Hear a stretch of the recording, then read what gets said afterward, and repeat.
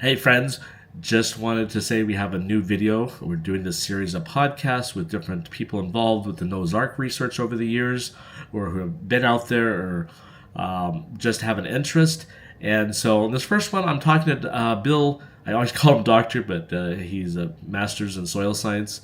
Bill Crabtree, who was on a tour last September, and him and Dr. Sally Brock Touton were the ones that designed the soil test when we were there. And this is what's in the news. So I want you to hear this discussion about all of this. And on top of it, I just want to say briefly that yes, we are not taking credit from Ron Wyatt or trying to say we found anything or that Noah's Ark has not been proven. But we do believe that more data can be and should be collected. Ron did not do excavations. If God allows it, we would love to do that.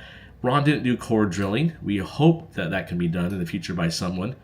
But on top of it, we do not believe this idea that, as some have stated on the internet, that 1987 was the cutoff date for all research, and because the Turkish government built a visitor center, that means that all the data was enough back then, and Ron Wyatt was done. We know that Ron continued the research on the site in '88 through the early '90s, and he always tried to excavate. So Ron tried to keep doing work on the site after '87, and here we are in 2025, and we have done more research from 2019 up till now, and we want to continue. So it's not done, and we'll go until time lasts, and or until time ends, and whatever the Turks will allow, we will do on the site. There's a new generation of Turks, a new generation of people who haven't heard about this or are more skeptical about it. So we want to get as much data as possible that God will allow us to get to share with the world. And that's our only goal. Of course, the news media will get things wrong, and we've tried to correct. But anyways, enjoy this video discussion. It's one of the first we'll do on this series, and we'll do some more with Bill and with others. And so yeah, God bless and enjoy.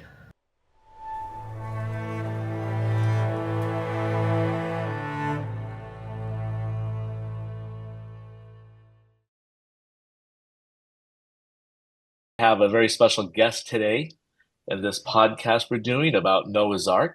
And as probably many of you know, Noah's Ark has been in the news a lot, especially this year. It seems like every other week there's some article being published talking about the latest results from Noah's Ark. And today our guest was involved with a lot of what's in the news. And this is in regards to our soil survey we did of the Drupanar site last September.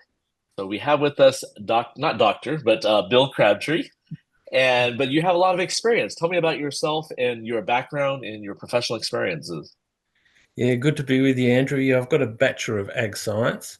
I've been working as an agronomist and a consultant to farmers, and I farmed as well for 13 years. But I also did a master's degree in soil science during my period at the University of Western Australia.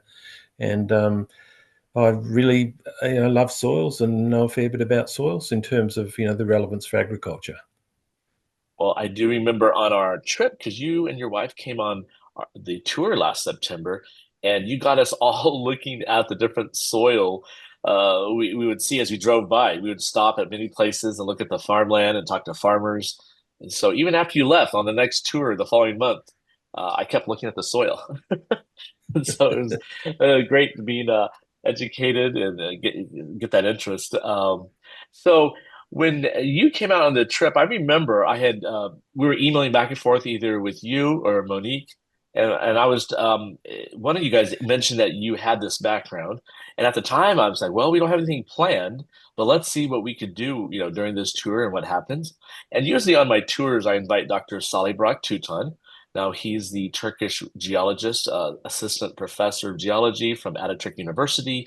He's retired now, but he has worked this region, especially the Drupanar site and that mountainside, since the early 80s. So he knew Ron Wyatt and David Fazold and John Baumgartner, and he himself has done a lot of different surveys out there from GPR and then geological work. And so for my tours, I like having him along because he can explain things to the tourists from his point of view. And so we had him on this trip, and you got to meet him. And he's a very talkative fellow, a very nice guy. And one thing I brought up to him, I think you were around during this time too, I remember we were flying. I was flying the drone around, and even driving up from the valley floor to the site, you can see the boat formation there sitting on the mountainside, and the grass. Maybe it does this every year, but I just noticed it this last year. Was that the grass inside was a brownish yellow, but it was a different color compared to the Mm. surrounding terrain. And so, right in my mind, I'm thinking, well, wait a minute. If this is just the same matrix of material as the hillside, why is there a different color inside? What's going on? And I asked you and I asked Sally, is there something we like? What would be the possibilities? And then we decided let's do like let's get some samples. And so you and Sally designed this survey, the soil test survey that he and went out there and got these samples. But tell me, what was in your mind when you saw this site yourself and you noticed this, the grass growing differently, and you as a soil scientist, what do you think of? Yeah, well, I used to farm where there was very little rainfall, 290 mil rainfall for the whole year. And some years you only got 120 mil of rainfall. And certainly as plants mature under drought stress, they can go yellow quicker than other plants in surrounding areas. So it said to me this might be something different about what's underneath the soil.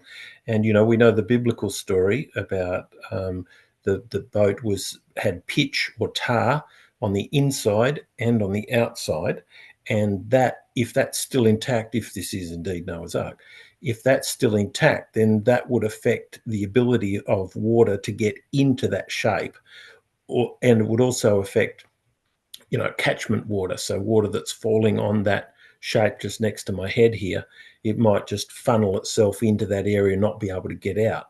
So, but I do know that, you do get snow there, and you do grow wheat there, and you grow pasture. So, in summer you grow wheat and then pasture either side of growing the wheat. And there has been agriculture happening there for a long time. But you told me, Andrew, another story that I think is very interesting for people that would be listening, is that the soil in 1949, the shape of that beautiful smooth, what we're seeing there, it's quite smooth on the top there, compared to where it is now, where I am sitting. You can see the shape here. It's really now pulled away and really torn apart. And as it's, you don't tell by just looking at it from here, but when we're there, of course, you can tell it's quite steep. And I don't know, is it 24 degrees or thereabouts roughly on the slope? Would that be Yeah, roughly it? I forget, but it's like when you're looking at the photos, you think this is a flat, farmland, but no, you're on the side of a mountain. Yeah, that's right. And so, that was a really interesting foundational thought that, you popped into my head, was it used to all look smooth like the middle of that boat-shaped area. And then in 1949, a lady from the village told you that there was a bit of movement, and everything now didn't look the same. But still inside the boat shape, there was still smooth area.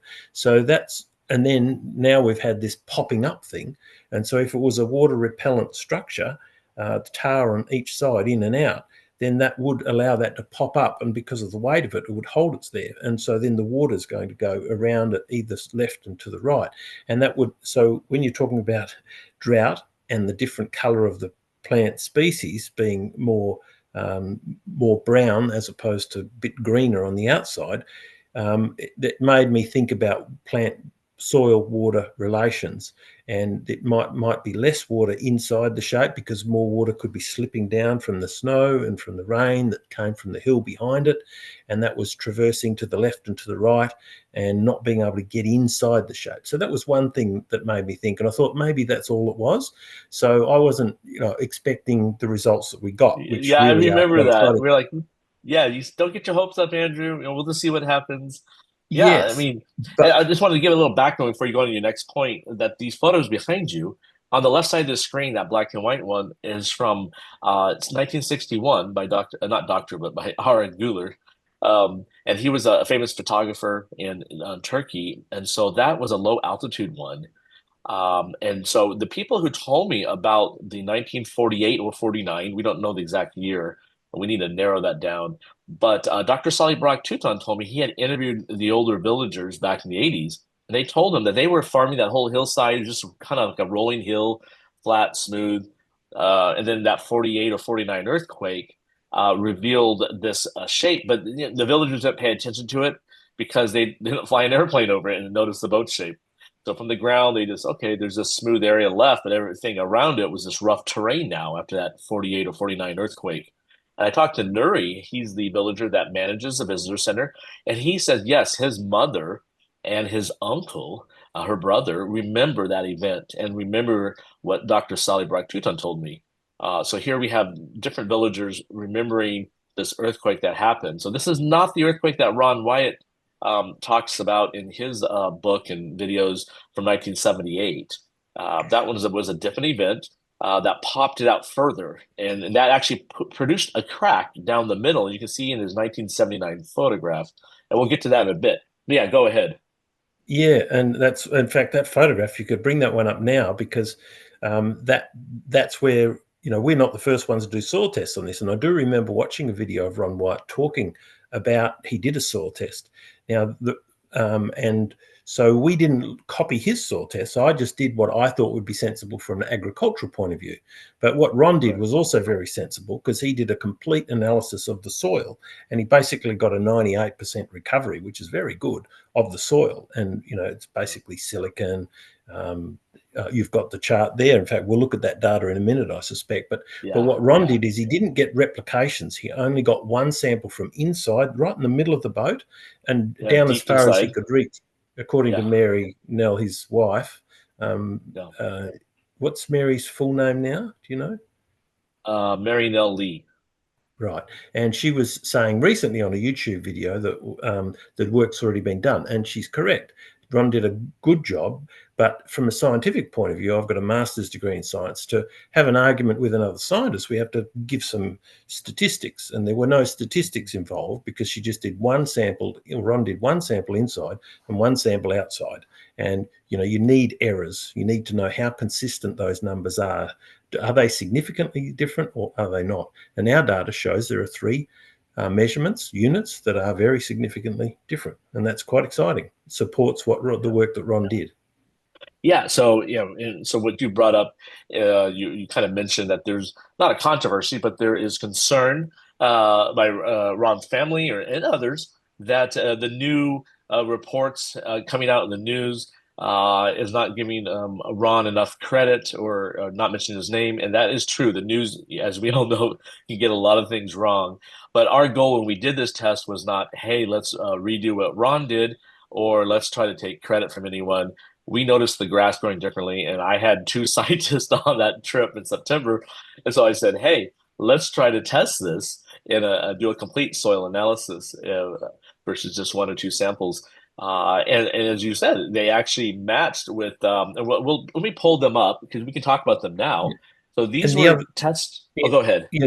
The other thing worth pointing out there is that, when I did the TV interview in Channel 9 in back 2 months ago in Adelaide, I live in Perth, but in Adelaide, and they said you had 2 minutes, and I thought, oh, blimey, what can we jam in there? So you have to be very brief with what you actually say. And in a podcast like this, we can talk a little bit more about it and give a bit more explanation.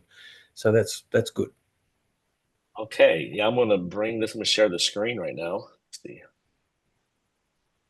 Let's just show the actual. We can use this one, but if you want, I have another one that was hit share. You can see. Can you see that? Is that even large? Yep. I don't know how the quality is. That's filling up the screen or not. Yeah, too many. Yeah, that's the work that I've done. Yep. Or we've done. Your professor friend and myself, we did this work together with my wife and you. We collected these soil samples. Too many statistics on there, Andrew. I think you'd be better off grabbing the recent drafted talk that I've done. You want to see that one? Yeah.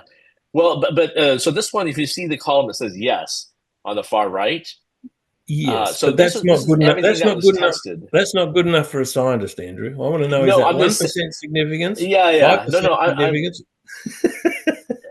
No, I'm just saying that what happened though in the analysis, there were three that were identified as being significantly different between inside and out. Now let me find your paper. That was just the chart of that. But let me find your paper. Yeah. Yeah. We have to go to the right page though. Here we go. So now let me share this other screen. There we go. Yeah, the talk that I've just emailed to you would be best because I've with this in mind. Yeah, Okay, so there you are. But but we duck need to down to the top. scroll. Yeah, which one? This is Ron's here. Or Keep this is going. Ron's. Or you can look. We can look at Ron's first. Let's look at Ron's Okay. first. Yeah, and just Yeah, and we zoom in have on his that a bit. actual graphic if someone wants to see it, but I can edit that in later, the actual screenshot of his lab report. Sure. But here's the data you pulled out of it. So, so what I've done is I've sorted it from the most material to the least. So silicon oxide, which is sand, that's to be expected, and aluminium oxide and ferric oxide, that's sort of more like clay. So if Yeah. that's percentage out of 100.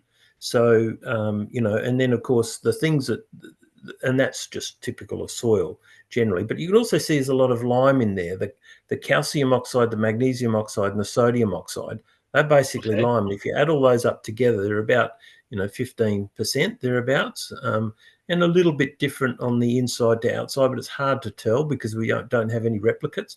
And the same with the potassium oxide and the organic carbon. He's gone from 1.88 to 4.95, which is a 263% difference, or 2.5 times increase. And the potassium you can see is a 34% increase, or 134% of the original value.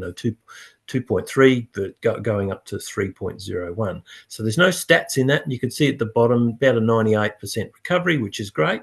So Yeah. and now if you just zoom up a little bit, you can see what you were talking about before, the color difference of the soil. See that photo that's just below that one? Yeah. Just move it up a little bit so people can see this is Yeah. what no, the other way, sorry. uh, Let me just get out of that. 1 get second. rid This get rid photo. of oh well, we would talk about that. That's what, in 1961 I think you said they did an explosion, is that right?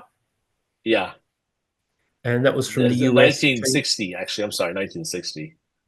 Okay, and the point I made when I saw that on Ron Wyatt's video was that that's very black, and black tells you that that there's a lot of organic carbon involved, and you can Hmm. see the soil around; it's quite brown and lighter color. And you and I both know that right at where I'm pointing here is where they did that explosion. I think they did it both sides, didn't Both they? Right? sides. Yep. Yeah. Yeah. And so that told me straight away there's a lot of organic carbon there. And Ron showed it, 2.5 times more than the surrounding soil. So now if we go down to our results, in fact, you can also see that, yeah. Right here, right? Yeah. So you can see there that we've got about the same result. Potassium level was 138%, or 38% more, if you like. But it's the level of significance is at the 5%. That's LSD, amazing. yeah, so it's a very solid number. And the pH is also different. It's an eightfold increase. It's from 9.1 on the outside versus 8.3 on the inside. Now, rotting wood would affect pH because you've got acidifying, action reactions and chemical biological actions that are going on that are going to pull the pH down a bit. And then the organic matter is about the same as Ron's. He showed 260. So even though he only had one replicate, we're confirming that his one replicate was a good, safe, solid number, and it's statistically significant at the 0.001%, which is That's amazing. very highly Wow. significant. Yeah. So, and Yeah, the and other this is ones, we took how many samples total? 20, 22. 22 sites, but how many samples total? Was it like 88? Oh, 20. Four? Oh, well, for each site, we took 4 samples, and then we bulked them together to give a little bit, to take some variability, because from there to here, you want to balance that up. So that's why we Okay. did that. That's typical of what you do in soil sampling, and you pull them all in and call them one site. And then Okay. we got 22 in total. So. How deep did we go? Because solid. I don't know what was the depth we were allowed to go, but how deep did we go on that one? Well, Sally was very keen to see what's happening on the very surface. So we did 0 to 1 centimetre, or the top 10 millimetres, in one Okay. subsample. And then another sample, we were going to go from 0 to 10 because that's centimetres, because that's typical in agriculture.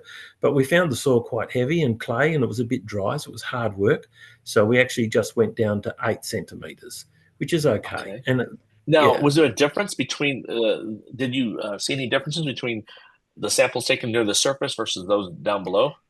Yes, the surface was a little bit more higher not in organic, no, in organic matter and in potassium, not in pH. It wasn't any different. So it was just a little bit more. So it wasn't too dramatic. And I haven't run the stats on that versus the 0 to 8 centimeters. Um, and 0 to 8 centimeters is a more reliable number, I believe. But it does show that there is a bit more accumulation right at the very surface of organic matter and potassium. Okay. Now, I just want to point out, you mentioned about stuff like farming activity and even sheep. But one thing that's interesting is this site. We're talking about farming in this area happening, almost, what, 75 years ago or more? 1948. It's 2025 today. So, 48, 49 was the last that they, and actually I'm not sure on that. That's when the earthquake happened, but I don't see the villagers. I need to ask them if they actually went out and just farmed Noah's Ark only, the shape after 48, across all that rough terrain, if they brought their tools out there. That is a Well, good question. I think they would have. I would think that, if the level was as smooth as that boat-shaped internal area looks, You think they I still, yeah, I need to if ask Nuri. if I was a farmer, I would have been farming that. I would have been, there's two bits to Uh, farming. One is pasture with your sheep. The other one is planting a crop to eat. And they would have used tillage. And tillage, which is, I'm no-till Bill, and that's my expertise, yes. encouraging farmers to change from doing lots of ploughing to no ploughing, no tillage. And that allows the soil to remain stable. And they would have been using tillage because everyone did back then. And Yeah. they still do it there now, of course. And when you do tillage, you loosen the soil and you weaken it and you lose its structure. So when you do get a rain event, you make the soil slip. So that's what would have been happening, I would think. But more so after that earthquake, because the soil had lost its integrity. And I think it went to liquefaction. That's what I think's happened. And I think, On the outside, yeah. yeah, on the outside, but not on the inside. And again, because I think it's got pitch on the inside and on the outside, according to the Genesis account. And that's what Sally would like to test this year, actually, is to find out what is holding it together. And so he has a number of ideas on testing for that, so we can improve that account, what the Bible says. Yeah, Um, well, as we know, it's very steep now on the outside. We were standing yeah, alongside it. It's, what is it? Probably 5 meters on one area and 3 on the other side. So it really has fallen away. And that to me is one of the most powerful arguments, other than the scans, is the fact that this is sitting there. It's the right shape. It's exactly the right length. People might yeah, not realize that. They can go on Google Earth right now and just forget what we're saying. Just go and have a look for yourself. And Google Earth Pro yeah. has a calculation in there for Oh, yeah, elevation. And yeah, I put it in there the other day just to double check. And sure enough, 300 cubits in the Royal Egyptian cubit is exactly 515 feet. And that's exactly yeah. the length that you'll find on that. And if anyone wants to And go it and hasn't test it, changed, no. since 59 when it was discovered, and then 60 when they measured it. Nothing's Yep. changed, and all the photographs all the way up to today. It's been measured numerous times by Ron Wyatt and Fazold in the 80s, Baumgartner and Sally Bach-Tutan, and then we were here I was here in 2014 when John Marston did his, and they measured it with lasers. And then we had a tourist that even he brought out from Texas a measuring tape, and we measured just the ground level, Yeah, the but site, because he but wanted people to people won't show. believe people won't believe what you did or someone else did, but they'll believe what they do, so they can just Well, go and no, test yeah. Well, the whole for point is that themselves. yeah, but my point is though that multiple people have done it over the years, and it has not changed the shape. So there's integrity to the site. Something's holding it together. There's a difference in soil, as we can even now prove with the scientific results, whether they accept them or not. um, Yep. and so, in your mind, what's the most significant thing that these results show? If someone's going to say, "Wow, like you guys did soil testing," what does it really prove? Yeah, well, then there's another important line in there that, a negative result is a very good result. That just in that chart that we're looking at, if you go to P205, that's phosphate. And you look 11.1 versus 11, and NS means non-significantly different. And so they're identical. So in and out. So usually farmers, if this has been the result of these soil tests is because of farming, you would get phosphorus would be a key indicator, because everywhere all around the world, when we farm soil, when we grow crops, grow pastures, we're always removing meat or wool or grain. And when we remove that, we're removing a lot of phosphorus. So, 1 ton of wheat, roughly a cubic meter, is actually removing this much elemental phosphorus. 3 kilograms of elemental phosphorus disappears out the door. That's You gotta not add that back. P2O5. I'm talking P, just P on its own. This has got oxygen with it. So I'm talking, a 2 litre, half a gallon in your language, US, but 2 litres thereabouts of elemental phosphorus disappears with every ton of wheat. Now, in this case, the P level is the same both in and out. So it means the farmers haven't treated the soil any different over the thousands and thousands of years in terms of adding phosphorus, because phosphorus is the number one fertilizer they would add. They can also add potassium and sulfur and nitrogen. Nitrogen comes and goes pretty quick. Legumes determine that. Potassium's a slow one. I mean, the level of potassium here really is quite magnificent. And potassium, when you burn wood, you've got ash, and that's always got more phosphorus in it, very high in phosphorus. People can Google that, potassium, how much potassium is in wood ash, and you'll find it's a very high level. Now, here's a question. Someone could ask, what would having sheep? What type of activity, sheep eating grass, pooping, what would they do to the soil, just in general? Yeah, well, they don't harvest as much NPKs and lime off the soil as a grain crop would, but they still do, and they do some recycling. Usually when you've got sheep in the system, you've also got a legume or a pulse crop, and and there is subterranean clover on that site. We grow subterranean clover here in Western Australia in rotation with a wheat crop. So one year, when I was a young boy, we used to grow a clover one year and then clover the next year and then grow wheat, clover, wheat. And I think that's probably very similar to what they were doing there, because there's some very good clover. So when you grow clover, you're fixing nitrogen out of the atmosphere, and that drives production. But then you've got rate limiting steps that happen in agriculture. It's getting a bit complicated very quickly, Andrew. But if you just flood the crop or the soil with one nutrient, you're not necessarily going to do much good, because you need all the nutrients. You need NPKs, basically, plus the trace elements. So if you flood the soil with nitrogen, but you don't have sulfur, you still might not get a great increase in production if your sulfur levels become deficient over time. So, so having pasture in the system would elevate nitrogen, but if you've got a rate limiting step with sulfur, potassium, or phosphorus, that would slow down the production, and you wouldn't necessarily export much more out of the soil because of that extra nitrogen. So let me jump in here. So on this, like currently, and probably since at least 87 when they made this a national park, I'm not sure like how far back though. We can maybe every year, but right now you can see the sheep walking around, and Neri keep like right now, I don't know how far back, but he keeps them mainly off the ark. Sometimes I've seen them on there, and he has to call down to the shepherd, but most like that's rare. Most of the time, the sheep are not allowed on the ark. And so they walk around it. You can even see the trails from the drone photographs on the sides outside the boat shape. And then they have a big path right above the pointed inn on the south top hill part where they go across that mud flow to the hills on the east side of the valley. And so they go back and forth every day. That's a sheep route right there. Yeah. Having sheep, what would that do to like organic matter? Not much, or would it change? If they're eating outside and they're pooping, because we're seeing higher organics inside. I'm just trying to see if someone could say sheep Well, is doing this, what we see in our test results.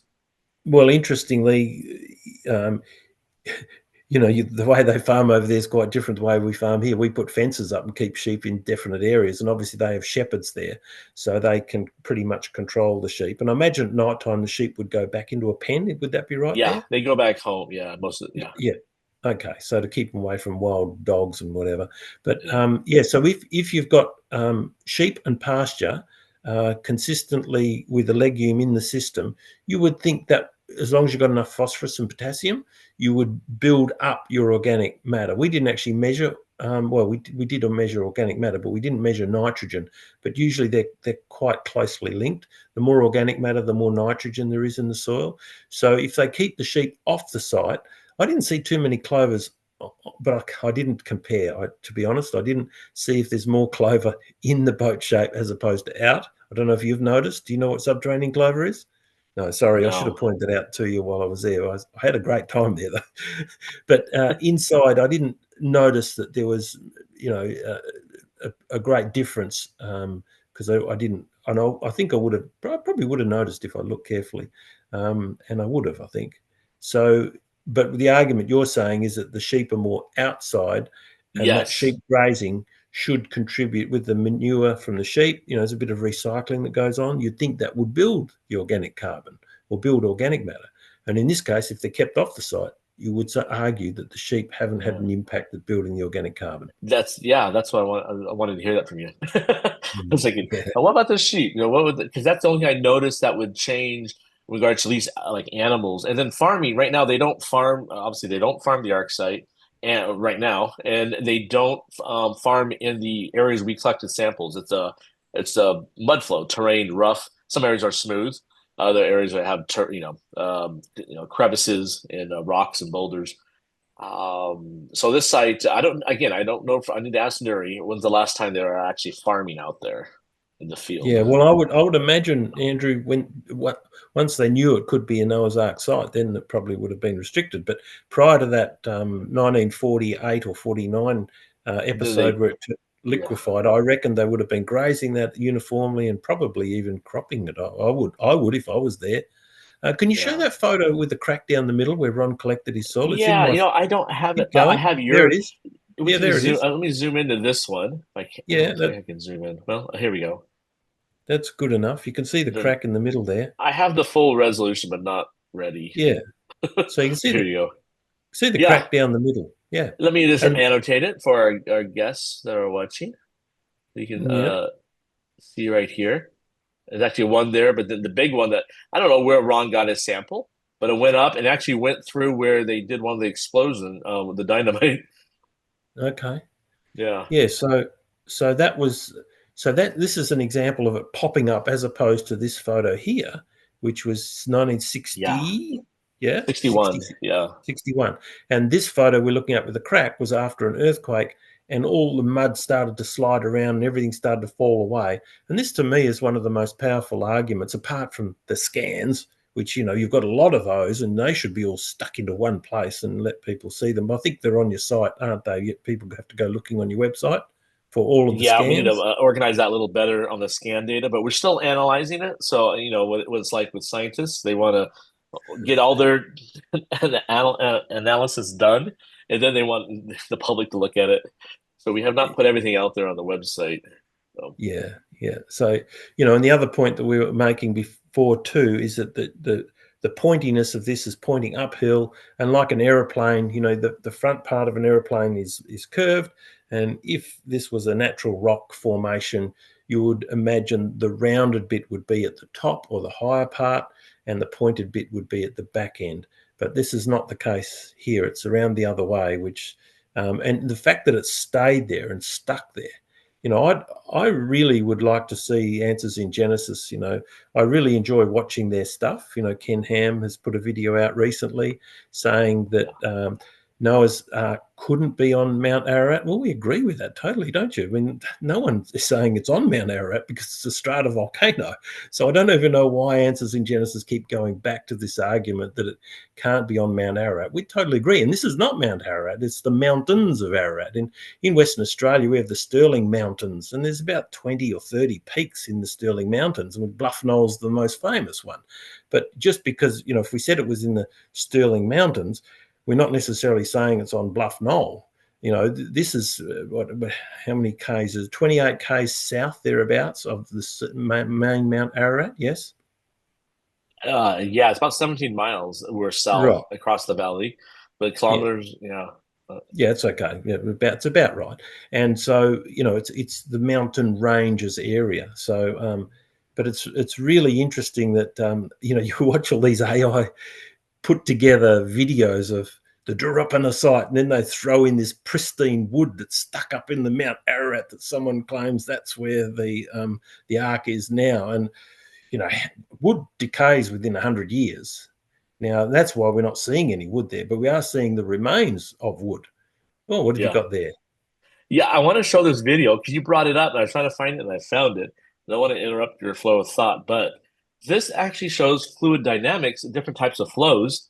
And one of them, a laminar flow, actually shows. So let's assume you have an obstruction, like right now it's like a metal bolt, and liquid or mud, water is going around it and obstructing this flow, so it's going downhill.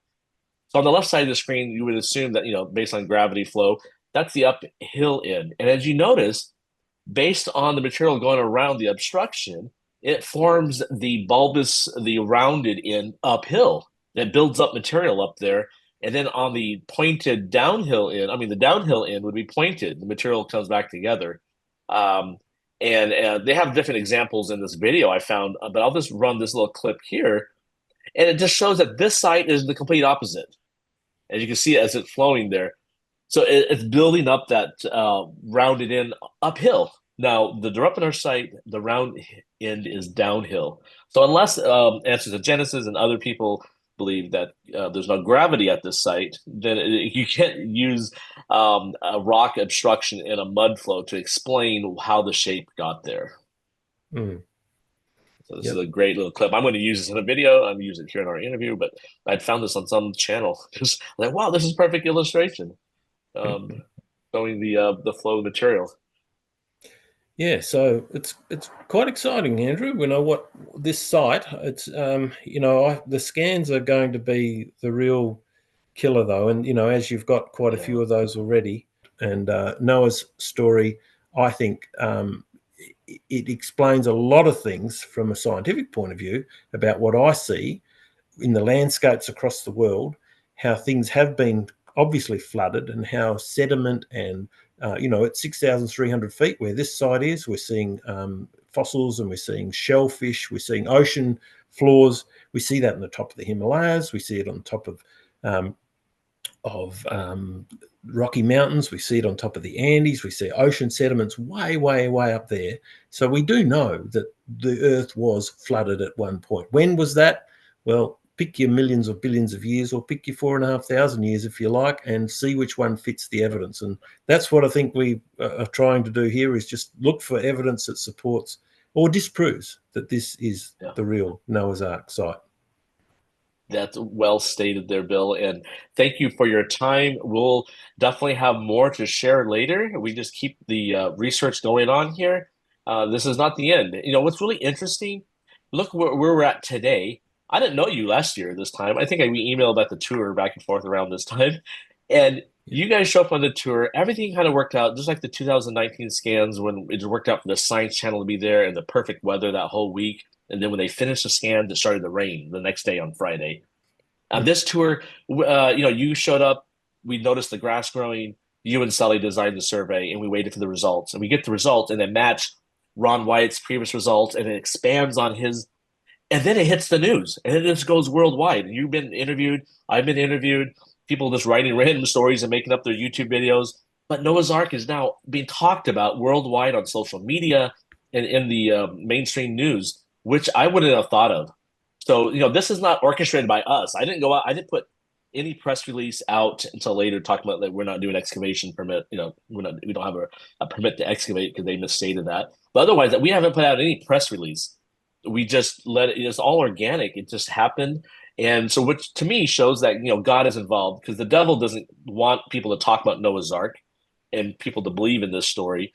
And so, for those who are Christians and want to criticize what we're doing, I just suggest, don't, maybe contact us, because our motives are not to make a name for ourselves. We're trying to promote the evidence that this is a real ship and that the event happened. And yes, we do believe what Ron did was awesome in the past, and we're expanding on it. And so I think we have more. I believe God is not finished at the site, and so I can't wait to share more. So we'll see what happens. Yeah, And that's a good point. And as a final comment, probably from me, is that we have no control over what the media do with what we generate and what we say. Yeah. We can't Yeah, I've we seen can't put many. Yes, it. one was like, one said there's a UK press like we had a crazy plan to excavate Noah's Ark, and then that got picked up by the Jerusalem Post and Turkish press saying this year we're going to excavate. I'm like, where did I say we're going to excavate? Nowhere. Such Yeah, is life. yeah, yeah. Thank you, So, Andrew. anyways, yeah, thank you. Have a good evening there in Australia. We'll talk to you again. Bye bye. Okay. Bye bye.